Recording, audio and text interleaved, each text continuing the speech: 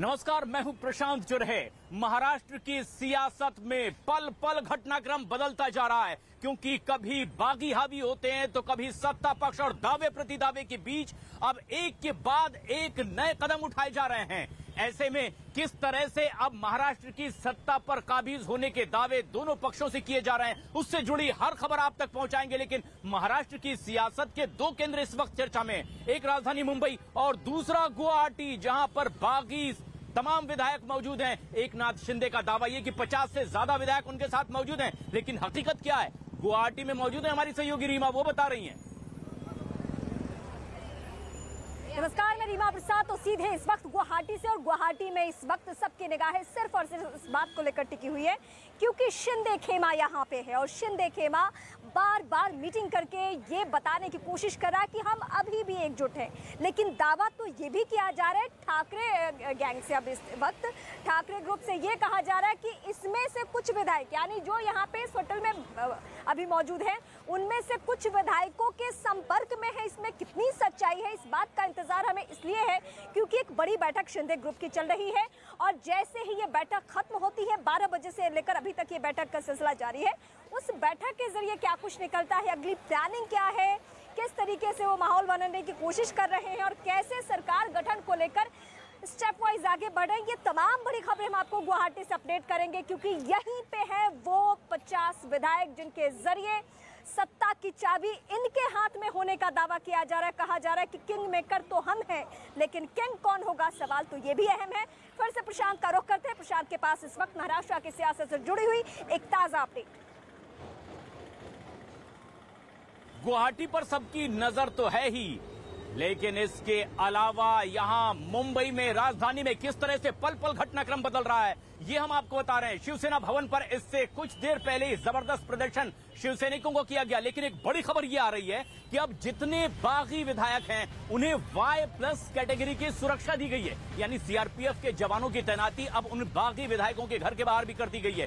दादर में इस वक्त हम यहाँ मौजूद हैं और यहीं पर मौजूद है शिवसेना भवन भी। इसी इलाके से आते हैं शिवसेना के बागी विधायक सदा सरवणकर। कुछ देर पहले उनके खिलाफ शिवसेना के तमाम कार्यकर्ताओं ने विरोध प्रदर्शन भी किया था इसी शिवसेना भवन के सामने, लेकिन अब उन्हें सुरक्षा दी जा रही है, उनके परिजनों को सुरक्षा दी जा रही है। खास बात यह है कि सदा सरवणकर के अब परिजनों को भी सुरक्षा दी जा रही है, Y कैटेगरी की सुरक्षा, Y+ कैटेगरी की ये सुरक्षा उन तमाम बागियों को दी जा रही है। बताया यह जा रहा है कि अब सरकार ने 15 लोगों को Y+ कैटेगरी की सुरक्षा देने का फैसला किया है। सीआरपीएफ के जवान भी इसीलिए ही मौजूद हैं।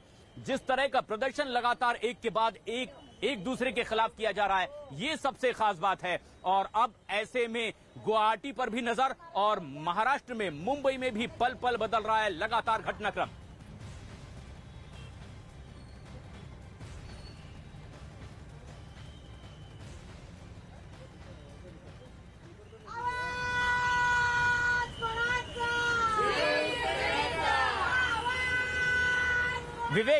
विवेक हमारे सहयोगी इस वक्त हमसे सीधे जुड़ रहे हैं। विवेक, क्या ताजा अपडेट आपके पास में है? हाँ प्रशांत, देखिए हमको बताना चाहेंगे इस समय हम शिवसेना के बागी विधायक के सदा सरवणकर के घर के बाहर हैं, और यहाँ पर अब सेंट्रल एजेंसी सीआरपीएफ ने पूरे घर को अपने कब्जे में ले लिया है। सुरक्षा देखिए किस तरीके से सीआरपीएफ के जो जवान हैं वो बड़ी तादाद में अब यहाँ पर मौजूद हैं। ये जो घर है वो सदा सरवणकर का घर है, और जिस तरीके से जो बागी विधायकों के घर और दफ्तरों में तोड़फोड़ या फिर हमले करने की कोशिश की जा रही थी, उसके बाद ही इन सभी बागी विधायकों के घर के बाहर सुरक्षा काफी ज्यादा बढ़ा दी गई है। अब साफ तौर पे देखते हैं कि जो सीआरपीएफ के जो जवान हैं वो पूरे घर के आसपास चप्पे चप्पे पर मौजूद हैं, ताकि कोई भी लॉ एंड ऑर्डर खराब ना हो। मैं दूसरी तस्वीर आपको दिखाना चाहूंगा कि जिस तरीके से पूरा जो घर है, घर के बाहर बैरिकेडिंग लगा दी गई है कि अगर कोई भी उद्धव ठाकरे गुट का कोई शिवसैनिक आते हैं या गुस्से में सदा सरवणकर के घर घुसने की कोशिश करते हैं, वहां पर पूरी तरह से बैरिकेडिंग लगा दी गई है। घर के बाहर तकरीबन 10 से 15 की तादाद में सीआरपीएफ के जवान हैं वो मौजूद हैं। साथ ही साथ देखिए कितनी बड़ी वैन है, सीआरपीएफ की इतनी बड़ी वैन यहाँ के घर के बाहर मौजूद है, और इसी वैन में बड़ी तादाद से सीआरपीएफ के जवान यहाँ पर पहुंचे हुए हैं। साथ ही साथ मुंबई पुलिस भी काफी ज्यादा अलर्ट है, और वो भी नहीं चाहती कि लॉ एंड ऑर्डर कुछ खराब हो, इसलिए मुंबई पुलिस भी यहाँ पे तैनात है। और बैरिकेडिंग जिस तरह लगाई गई है और सीआरपीएफ के जवान जिस तरह से यहाँ पे तैनात किए गए हैं, उससे साफ जाहिर हो रहा है कि जो इनपुट्स हैं वो कहीं ना कहीं मिल रहे हैं कि शायद जो उद्धव सरकार के जो शिवसेना के जो कार्यकर्ता हैं या फिर जो शिव सैनिक हैं वो यहाँ पर लॉ एंड ऑर्डर खराब कर सकते हैं। एक बार मैं फिर से आपको अंदर की तस्वीरें दिखाऊंगा कि किस तरीके से गेट के बाहर ये सदा सरवनकर का घर है और मुंबई के दादर इलाका है प्रशांत। दादर इलाका शिवसेना का गढ़ माना जाता है और बड़ी मात्रा में यहाँ पे शिव सैनिक सपोर्टर्स हैं, इसलिए कोई लॉ एंड ऑर्डर खराब ना हो। और इसी वजह से जो बागी विधायक है सदा सरवनकर, उनके घर के बाहर सीआईएसएफ की जो टुकड़ी है, जो लोग हैं, जो सीआरपीएफ के जवान हैं, अपने सोफिस्टिकेटेड वेपन के साथ यहाँ पर मौजूद हैं और सुरक्षा में लगे हुए हैं। पूरे घर को देखिए, पूरे घर को चारों तरफ से पुलिस ने बैरिकेड लगा के रख दिया है कि कोई भी अनजान शख्स घर और के आसपास ये एक बेहद अहम आप खबर दे रहे हैं विवेक कि किस तरह से अब वाई कैटेगरी की सुरक्षा के तहत सीआरपीएफ के जवान उनके घर के सामने मौजूद भी हैं, क्योंकि कल जिस तरीके से तोड़फोड़ हुई, परसों जिस तरह से तोड़फोड़ हो रही थी बागी विधायकों के दफ्तर पर, उनके परिवार पर क्या खतरा था, इसी के मद्देनजर वाई प्लस कैटेगरी की ये सुरक्षा। सदा सरवनकर का भी पुतला यहाँ पर अभी जलाया गया था शिवसेना के विधायकों की ओर, तमाम ऐसे बागी विधायक जिनके खिलाफ नारेबाजी हुई, कार्यकर्ताओं ने प्रदर्शन किया। लेकिन एक बड़ी खबर इस वक्त हम अपने दर्शकों को दे रहे हैं न्यूज 18 इंडिया पर कि अब महाराष्ट्र की ठाकरे सरकार 4 मंत्रियों को पद से हटा सकती है। ये वही हैं जो बागी रुख अख्तियार किए हुए हैं, लेकिन खबर यह भी कि इसमें भी ठाकरे सरकार फूंक फूंक कर कदम आगे बढ़ा रही है। क्या सिर्फ उनके विभाग छीन लिए जाएंगे, यानी वो बिना विभाग के मंत्री होंगे? क्या वो ऐसा कदम उठाएंगे जिससे कोई कानूनी दांव पेच भी ना फंसने पाए और कार्रवाई भी होती दिखाई दे? ये एक बेहद अहम खबर। ऐसे में जबकि बड़ी तादाद में विधायक बागी रुख अख्तियार करते हुए गुवाहाटी में एकनाथ शिंदे के साथ मौजूद हैं, तो ऐसे में अब मंत्रियों से उनका पद भी वापस लेने की कवायद उद्धव ठाकरे सरकार की ओर से। जबकि दावा ये कि कई ऐसे बागी गुवाहाटी में हैं जो कि हमारे संपर्क में हैं। ये दावा आपसे कुछ देर पहले एक बार फिर किया गया संजय राउत की ओर से। लेकिन 4 मंत्रियों के पद वापस लिए जा सकते हैं, उनके विभाग वापस छीने जा सकते हैं। ये एक बेहद अहम खबर। लेकिन गुवाहाटी में है हलचल तेज, क्योंकि बड़ा फैसला एकनाथ शिंदे को वहां लेना है अपने तमाम समर्थकों के साथ। किस तरह की फैसले की तैयारी रीमा गुवाहाटी में जहां आप मौजूद हैं? बिल्कुल 12 बजे से लेकर अब 2 बजने को आया और अभी तक ये बड़ी बैठक चल रही है और इस बैठक के जरिए बहुत कुछ तय होना है। तय तो बहुत पहले भी हो चुका है क्योंकि एक बड़ी मुलाकात हुई है और इस वक्त हम गुवाहाटी के उसी होटल के बाहर हैं। तमाम सुरक्षा कर्मियों के चाक चौबंदी मुस्तैदी और उसके बीच यहाँ पे मौजूदगी किसकी? उन 50 विधायकों की जिनके हाथ में इस वक्त सत्ता की चाबी है, वो महाराष्ट्र को लेकर, उस मुंबई को लेकर जो देश की आर्थिक राजधानी है। क्या होने जा रहा है अभी कोई भी कुछ भी नहीं कह पा रहा है, लेकिन राज्यपाल के पास बहुत पावर है, डिप्टी स्पीकर के पास बहुत पावर है और ये मामला अब कहाँ जाने वाला है? सुप्रीम कोर्ट जाने वाला है, क्योंकि एकनाथ शिंदे इसी होटल में बैठकर मीटिंग कर रहे हैं अपने उन तमाम चेहरों के साथ जिनकी वजह से उनको अभी फिलहाल मजबूती इतनी की। हमारे साथ वो बागी विधायक दीपक केसरकर हमारे साथ मौजूद हैं। दर्शकों को हम बता दें एक्सक्लूसिवली न्यूज 18 इंडिया पर गुवाहाटी से दीपक केसरकर, जिन्हें एक बड़ी जिम्मेदारी भी दी गई है, अब वो प्रवक्ता के तौर पर अपनी बात रखेंगे। केसरकर साहब, कब तक मुंबई वापस लौटने की तैयारी है? क्यों गुवाहाटी में डेरा डाला हुआ है? आप लोगों ने सवाल बार बार पूछे जा रहे हैं। आता सांगतोय, आता सुरू आहे का? एक मिनिट हॅलो, हा हॅलो, जी नमस्ते। जी हाँ हाँ, आप क्या बोल रहे थे? नमस्कार दीपक मुंबई केसरकर कब जा रहे हैं? साहब, आपने गुवाहाटी में डेरा डाला हुआ है, आखिर कब तक लौटने की तैयारी है? चुनौती आपको मुंबई वापस आने की दी जा रही है, कब लौटने वाले हैं? जब भी हमारे ग्रुप को हमारे जो उपाध्यक्ष है वो रिकॉग्निशन देंगे तो हम तुरंत मुंबई जाएंगे।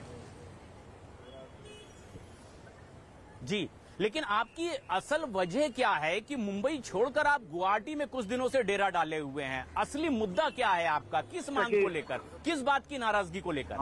हमारी मांग है कि राष्ट्रवादी कांग्रेस और कांग्रेस के साथ नहीं रहे, सेना इनके साथ रहे, सेना बीजेपी के साथ। क्यों आपको लगता है कि इनके साथ रहना ठीक नहीं? ये देखिए, इतने सारे विधायक आ गए तो इसका मतलब साफ है कि हमारी वजह से वो आ गए सत्ता में और वो अभी शिवसेना को ही खत्म करने की कोशिश कर रहे हैं। जी, कितने विधायक शिवसेना के आपके साथ वहां मौजूद हैं और कितने निर्दलीय? निर्दलीय तो शिवसेना के सपोर्टिंग निर्दलीय है, सब मिला के 50 है जी। कुल मिलाकर 50 यानी 50 विधायक आपके साथ मौजूद हैं, आपको एकनाथ शिंदे को लेकर। हाँ हाँ। अगला कदम आपका क्या होने वाला है? नहीं, हमारा कदम यही है कि हमारे ग्रुप को रिकॉग्नाइज कीजिए, वही हमारा अगला कदम है जी। अब अगला कदम तो सरकार की ओर से भी ये उठाने की कोशिश है कि मंत्री पद वापस लिए जाएंगे और उन्हें विभाग से विहीन कर दिया जाएगा। तैयारी ये भी क्या है। होता है? इससे क्या होता है? इससे तो कुछ भी नहीं होता है ना। वही मंत्री नहीं रहेंगे, उनकी सरकार नहीं रहेगी, तो हमारे मंत्रियों को निकालने से क्या फायदा है? लेकिन अगर ये नया गुट नेता यहाँ पर बना दे रहे हैं तो क्या आप कोर्ट जाने वाले हैं? कब तक जाएंगे? किस कोर्ट का दरवाजा खटखटाएंगे केसरकर साहब? वो तो सब मैं जब अभी मेरा ये नहीं हुआ, शिंदे साहब से बात करके मैं शाम को ब्रीफिंग कर दूंगा सबको। कल आप कोर्ट जा सकते हैं, इस तरह की कोई उम्मीद? देखिए, इसके बारे में तो मैं अभी नहीं बोल सकता। मैंने बोल दिया आपको, मैं शाम को आपको ब्रीफिंग कर दूंगा। थैंक यू केसरकर साहब, हम समझ रहे हैं। बहुत आखिर में ये बताइए कि कल शाम तक आपको जवाब देना है। केसरकर साहब, कल शाम 5 बजे तक का वक्त दिया गया है जवाब देने के लिए, बागी विधायक पर कार्रवाई के लिए। किस तरह से जवाब देंगे? वापस आकर के एक्ट क्या कहता है ज्यादा इम्पोर्टेंट है। आपको जब नोटिस मिल जाती है तो उसके बाद नोटिस मिलने के दिन से 7 दिन का वक्त रहता है। ये क्यों रिड्यूस किया, उसका भी एक्सप्लेनेशन देना पड़ेगा। अगर कल हम लोग कोर्ट में जाए तो जाहिर सी बात है, ये जो सब चल रहा है वो ठीक नहीं है। जो भी कानून में प्राविधान है उसके हिसाब से ही चलना चाहिए, ऐसे हमें लगता है। तो हमारा ये अधिकार है। बहुत साफ अपनी बात रख रहे हैं। जो वक्त समय सीमा आपको दी गई है जवाब देने के लिए, क्या आप उसे भी चुनौती दे रहे हैं? वो उसे गलत मान रहे हैं? हम लोग वहाँ पे एप्लीकेशन देंगे कि हमारा अधिकार है, 7 दिन की मोहलत मिलनी चाहिए और हमारा अधिकार कायम है। मुझे जरा मीटिंग के लिए जाना है, प्लीज एक्सक्यूज मी, बिकॉज वो हमारे पार्टी के लीडर्स वगैरह सब खड़े हैं। If you could excuse me. Thank you. Kesarkar साहब, बहुत आखिर में हम संक्षेप में आपसे ये जानना चाहेंगे कि क्या आपके ऊपर कार्रवाई की जा रही है तो आप बीजेपी में मर्जर का फैसला लेने वाले हैं, किसी दूसरी पार्टी में जाएंगे या नया गठ तैयार करेंगे नए नाम के साथ? बहुत आखिर में बता दीजिए। पहले गठ फॉर्म कर रहे हैं हम लोग को, गठ तो फॉर्म हो जाने दीजिए। और हम लोग, हमारा गठ ये शिवसेना का ही गठ है, ये कोई अलग गठ नहीं है। हमारी मेजोरिटी है, हमारे पास 2/3 मेजोरिटी है। तो ये जो फैलाया जा रहा है कि हम अलग गठ बन के बीजेपी में शामिल हो गया, ऐसे कुछ नहीं है। ये अलग गठ के नेता हमारे शिंदे साहब है और वो डिसीजन देंगे कि किसके साथ हमें कांग्रेस महाराष्ट्र में सरकार स्थापन करना है, वो कर देंगे। सरकार हमारी आएगी महाराष्ट्र में। कब तक आप सरकार बनाने जा रहे हैं? जो दावा आप कर रहे हैं, क्या आज बता सकते हैं कुछ अंदाजा? नहीं, देखिए, हमारे ग्रुप को फॉर्म होने दीजिए। ये लीगल प्रोविजन है कि पहले 2/3 को रिकॉग्नाइज करना चाहिए, फिर कुछ भी फैसला लेने के लिए हम मुक्त हो जाते हैं। तो आप उसके लिए इंतजार कीजिए ना। ये आप पूछ सकते हैं उपाध्यक्ष को।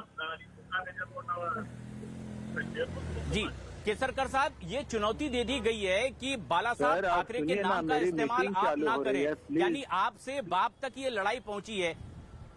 इस पर कुछ आखिर में आप अगर सफाई दे सकें। Excuse me, because our meeting is starting now. Please, I'll get back to you soon. Please.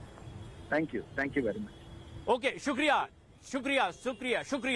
Mister Kesarkar, जो कि बागी रुख अख्तियार किए हुए हैं। और बड़ी खबर न्यूज 18 इंडिया पर एक्सक्लूसिव बात करते हुए ये कह रहे हैं कि अब वो वक्त आएगा बहुत जल्द जब हमारी सरकार बनेगी, बहुमत हमारे पास है, एक नए गठ का गठन कर रहे हैं हम। इसका फैसला भी आधिकारिक तौर पर दिया जाएगा। कोर्ट में भी चुनौती देने की तैयारी हो सकती है, क्योंकि जो समय सीमा दी गई है कार्रवाई की, जवाब देने की, वो है सोमवार शाम 5 बजे तक की, कि क्यों ना आपकी सदस्यता रद्द कर दी जाए। लेकिन ये दावा भी उस गुट की ओर से किया जा रहा है कि दरअसल ये समय सीमा ही गलत है। इस समय सीमा की वक्त को, मोहलत को भी चुनौती देने की बात अब एकनाथ शिंदे की गुट की ओर से कही गई, जिन्हें आधिकारिक प्रवक्ता नियुक्त किया गया है। किस तरह की और हलचल गुवाहाटी में इस वक्त, रीमा, जो आप अपने आसपास देख पा रही है, जहां बागी विधायकों की मौजूदगी है?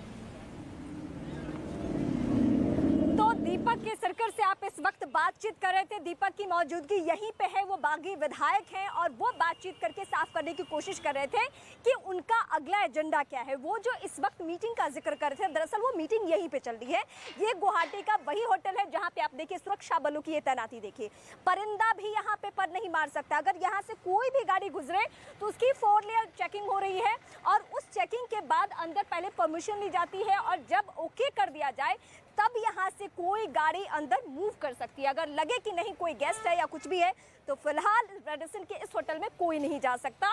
इतनी सुरक्षा व्यवस्था चाक चौबंद है। लेकिन मीटिंग में क्या कुछ हो रहा है, बड़ी जानकारी, ताजा अपडेट ये है कि सुप्रीम कोर्ट जाने की तैयारी है। सुप्रीम कोर्ट क्यों? आपके जहन में यह सवाल कौन रहा होगा। तो सुप्रीम कोर्ट शिंदे इसलिए रुख करेंगे क्योंकि जो शिवसेना की तरफ से जो चेहरा नियुक्त किया गया है उस चेहरे को लेकर आपत्ति है। उनका कहना है कि अभी हमारे पास विधायकों की संख्या ज्यादा है और यही वजह है कि हम सुप्रीम कोर्ट के जरिए ये अधिकार लेने की कोशिश करेंगे कि हमारे पास वो चेहरा है, हमारे पास पार्टी को लेकर डिसीजन लेने का अधिकार है। लेकिन सुप्रीम कोर्ट से क्या होने वाला है, इस बात को लेकर सभी को इंतजार है। और अब से तकरीबन 1.5 घंटे पहले मैंने आप दर्शकों के सामने ये अपडेट किया भी था कि अब कोर्ट का भी एंगल आ जाएगा इस पूरे प्रकरण में, क्योंकि जहां जहां पे सरकारें गिरती है, जिन जिन राज्यों में विकल्प क्या होता है, डिप्टी स्पीकर, स्पीकर का विकल्प होता है, राज्यपाल का होता है, और जब यहां से भी बात नहीं बनती है तो एक विकल्प होता है कोर्ट का, और कोर्ट का रुख फिलहाल किया जा रहा है। और एक बार फिर से प्रशांत का रुख करते हैं।